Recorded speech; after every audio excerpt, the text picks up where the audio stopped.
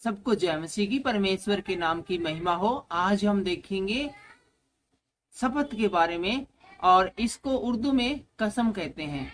हिंदी में शपथ और उर्दू में कसम। और ये हमें देखने को मिलती है मत्ती रचित सुसमाचार उसका 5वां अध्याय की 33वीं आयत से 37वीं आयत में।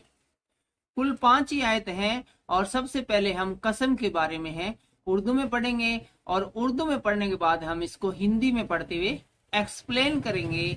लेकिन उर्दू में पढ़ने से पहले भी हम आपको बता दें कि हम इस कसम की बात नहीं करने जा रहे हैं।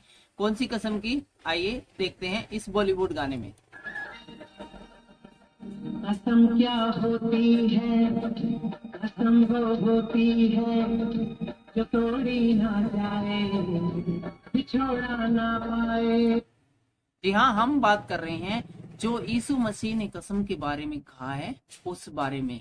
तो आइए जानते हैं। 33वीं आयत में इस प्रकार से लिखा गया है, फिर तुम सुन चुके हो कि अगलों से कहा गया था, झूठी कसम न खाना, बल्कि अपनी कस्में खुदावंद के लिए पूरी करना। लेकिन मैं तुमसे ये कहता हूं कि बिल्कुल कसम न खाना, न तो आसमान की, क्योंकि वो खुदावंद का तख्त है, न जमीन की, क्योंकि वो उसके पांव की चौकी है, न यरूशलेम की, क्योंकि वो बुजुर्ग बादशाह का शहर है, न अपने सर की कसम खाना, क्योंकि तू एक बाल को भी सफेद या काला नहीं कर सकता, बल्कि तुम्हारा कलाम हाँ का हाँ या ना नहीं का नहीं हो, क्योंकि जो इससे ज्यादा है वो बदी से है। आज के इस वचन के द्वारा परमेश्वर हमको आशीष दे। आइए हम हिंदी में देखते हैं शपथ के बारे में क्या कहा गया है। 33वीं आयत में लिखा गया है, फिर तुम सुन चुके हो कि पूर्व काल के लोगों से क्या कहा गया था। यहाँ पर यीशु मसीह बताते हैं कि पुराना नियम में तुमने अच्छी तरह से ये सीख लिया, ये देख लिया कि हमारे पूर्वजों से कहा गया था कि झूठी कसम न खाना। पुराना नियम में मूसा के सिद्धांत में हमें यह बताया गया है कि झूठी कसम नहीं खानी है, परंतु प्रभु के लिए अपनी शपथ को पूरी करना।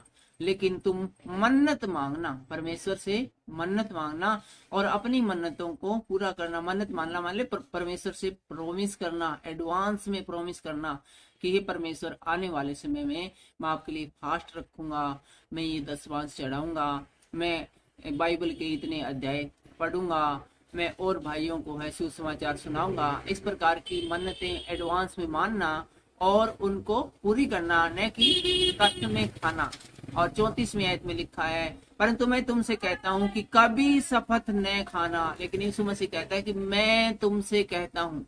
एक बात है हमेशा इंपॉर्टेंट रखनी है, जब परमेश्वर हमसे कहता है तो वह हमारे लिए आज्ञा बन जाती है, एक सिद्धांत बन जाता है, एक संविधान बन जाता है, एक कानून बन जाता है। परमेश्वर की कही गई हर एक बात है वो अपने आप में कानून है। यहाँ लिखा है, परंतु मैं तुमसे कहता हूँ कभी शपथ न खाना। यीशु मसीह कहता है शपथ खाना आज से बंद, बिल्कुल भी शपथ नहीं खानी है, कसम नहीं खानी है, न तो सरक की खाना, क्योंकि वह परमेश्वर का सिंहासन है।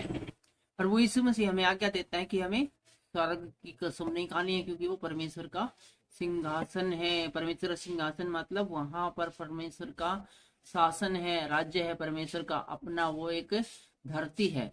और 35वें आयत में कहते हैं, न धरती की कसम खाना, और धरती की कसम नहीं खानी, क्योंकि वह उसके पांव की चौकी है। अर्थात कहा जाता है कि परमेश्वर स्वर्ग में है, आसमानों में है, और जो धरती है वह उसके पांव की चौकी के समान है, जिसपे पांव रखते हैं। न यरूशलेम की, क्योंकि वह महाराजा का नगर है। यरूशलेम नगर की भी कसम नहीं खानी है, क्योंकि वो एक पवित्र नगर है, परमेश्वर का नगर जिसको कहते हैं, गॉडेस ओन कंट्री जिसको कहते हैं। और 36वें आयत में कहते हैं, अपने सर की भी कसम न खाना, क्योंकि तू एक बाल को भी न उजला न काला कर सकता है। और कहते हैं कि परमेश्वर की शपथ खाना, सर की शपथ खाना, धरती की शपथ खाना, ये तो बहुत बड़ी बात है। तू अपनी सर की भी कसम नहीं खाना। मेरा एक दोस्त है राहुल, वो बार बार कहता है, यार तेरे सर की कसम। मैं बोलता हूँ भाई मेरे सर की कसम मत खा, मेरे सिर में पहले दर्द रहता है, तू कसम और खा ले, ठीक है। तो ये यहाँ पर मना करता है, क्योंकि अपने सर की भी कसम नहीं खाना। परमेश्वर कहते हैं कि सर की कसम खाता है तो कैसे खाता है, किस किस पावर के साथ खाता है, कौन से राइट है तुम्हारे पास जिसके बदौलत खाता है? क्या तुम तुम्हारे सिर में जो इतने सारे बाल है, एक काले बाल को सफेद या सफेद बाल को काला कर सकते हो? जब तुम इतना छोटा काम नहीं कर सकते तो तुम्हें किसने अधिकार दिया कि तुम सर की कसम खाओ? परंतु तुम्हारी बात हाँ की हाँ और नहीं की नहीं होनी चाहिए। हमारी हर एक बात हाँ की हाँ और नहीं की नहीं होनी चाहिए।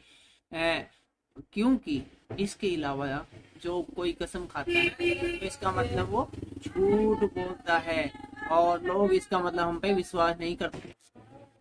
तो इसीलिए हमने यीशु मसीह ने कहा है कि कसम बिल्कुल भी नहीं खानी है।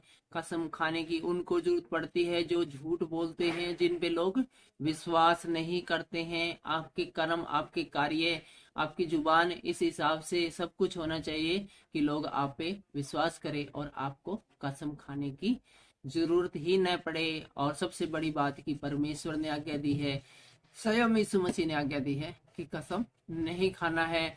इसलिए कसम मत खाइए और परमेश्वर के नाम में बढ़ते जाइए। आज के इस वीडियो के द्वारा हमें आशीष मिले, बरकत मिले। सबको जय मसीह की, जय हिंद।